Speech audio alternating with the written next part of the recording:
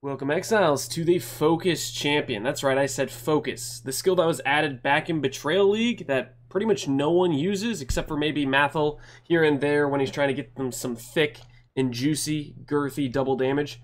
That's right, it's the skill in your inventory that will appear in your skills if you have mods on your gear that say something something while focused, something something when you focused, and we're stacking basically a bunch of these mods. Recently, in the 3.14 patch, they added a lot of extra cooldown recovery rate to Focus that we previously did not have.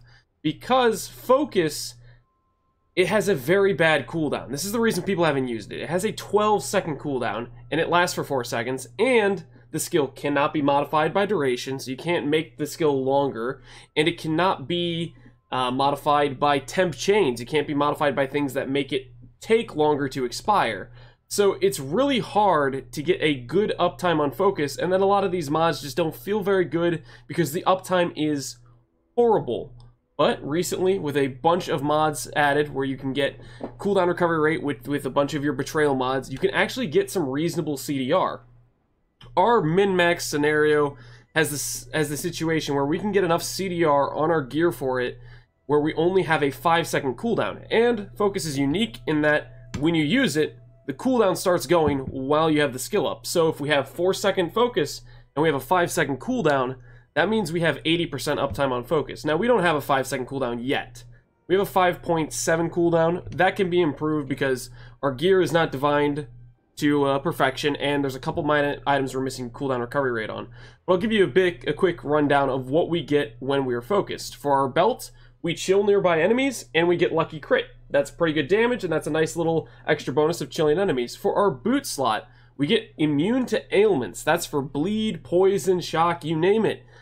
This is good for pretty much all scenarios, except for the one scenario I felt like it feels bad on, is I ran a map where the monsters had crit and gain fizz is cold, and I noticed during the 1 second of downtime, I got frozen, and if I got frozen during that downtime, I couldn't reproc my focus, so I couldn't basically take off the effect of freeze because I got frozen during the downtime. So in that scenario, I'm thinking I might want to get some freeze immunity elsewhere, basically to protect myself for the one dip in ailment immunity where you're vulnerable for much longer than you really should be just because you get frozen out of reprocking focus.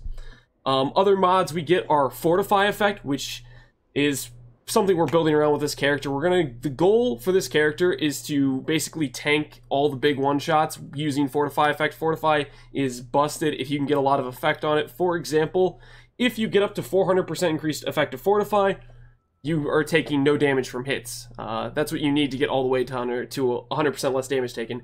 We can get close to that if we pop our banner down. If we get good Fortify effect on our lethal prides, we can get close to 400%. I believe roughly right now with the lethal pride we can get up to 390%, which should be able to very easily tank any one-shot mechanic in the game. So I'm pretty excited about to test that out. Other effects we get are Trigger Socketed Spell, which we don't have on this helmet yet. We're going to craft it and try to slam on the CDR Trigger Socketed Spell mod. We have up to 50% attack and cast speed when focused. That's a huge amount of damage. We have double damage while focused from Coolamak, so that's why I'm building around Coolamak, because it has a nice double damage mod, and then it can be a pretty decent fizz staff, and there's some nice fizz staff nodes to work with. So we're building around this for a lot of its benefits. I guess our amulet has skills cost no mana. We have free shock as well. So there's a lot of benefits from focus. The downside is it takes up a lot of suffixes on your gear, but you're getting valuable things each time. So if you're stacking a lot of it, it gets kind of like exponential value. If you just stack one mod, you're like, okay, I get to use this one mod every 4 seconds. It doesn't really feel good. You start stacking a lot of this CDR, and you start getting a pile of benefits for a high amount of uptime, and it starts to actually feel good at that point. So that's what we're working with. I figured I would go ahead and give you a little showcase of what this build looks like on an Awakener 9 HasBeen. So that way you can get a little preview for what the build's going to be like. This is a very early stage of the build. Our gear, I'm going to quickly hover over it so you can see it, and I'll leave a POV in the description of this video. Our gear is mostly rares I bought.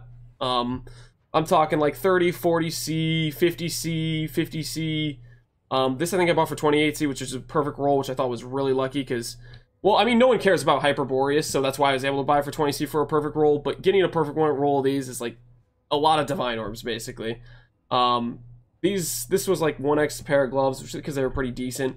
But reality is this isn't overpowered. The entirety of our budget is basically in this Bottled Faith, and then the rest of the gear isn't great. But I recently sold the Hate Forge gloves, so we have some currency to work with, and this is something I want to min-max because of the power level I see for it to be a really, really good Cyclone character, not only in clear, but as well in bossing capabilities, DPS, and I've never really min-maxed a Cyclone character, and this I can see a lot of great potential.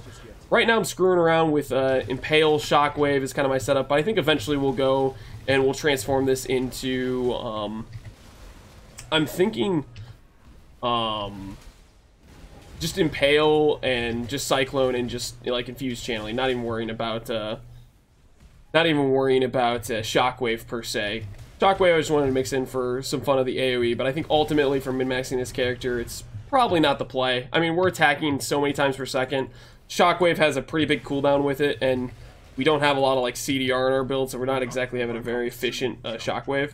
I'll go ahead and run this Ultimatum so you guys can see what it looks like in Ultimatum. Basically how it works is if we have Focus Up, we're not going to die.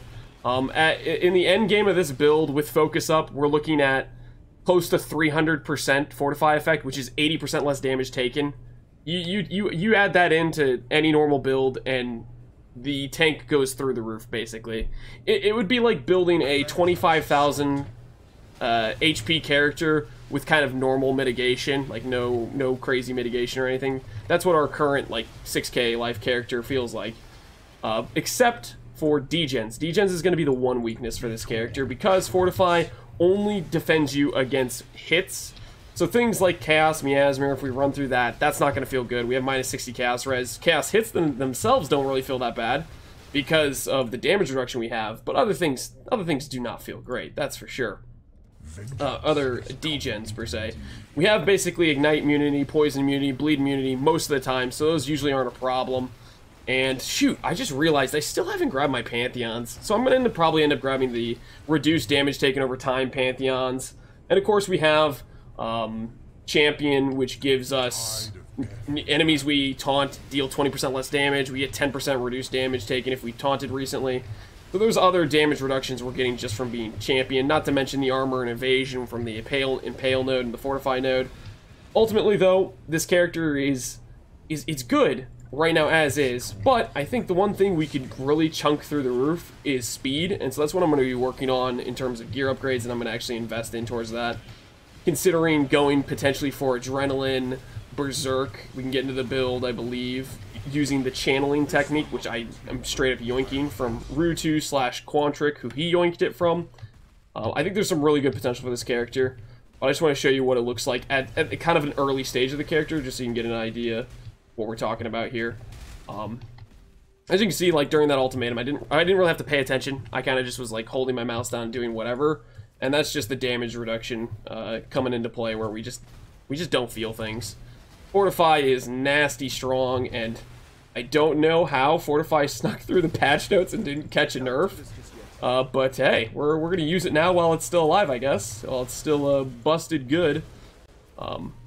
If I could, man, why'd it have to be a maze map? I just wanted to like kind of go straight to the boss, and I don't know how to work this. Okay, we finally found the boss. Good. Good. Man, he's gonna run away. Come back here, maze boss. Don't hide from me. Oh, there he is.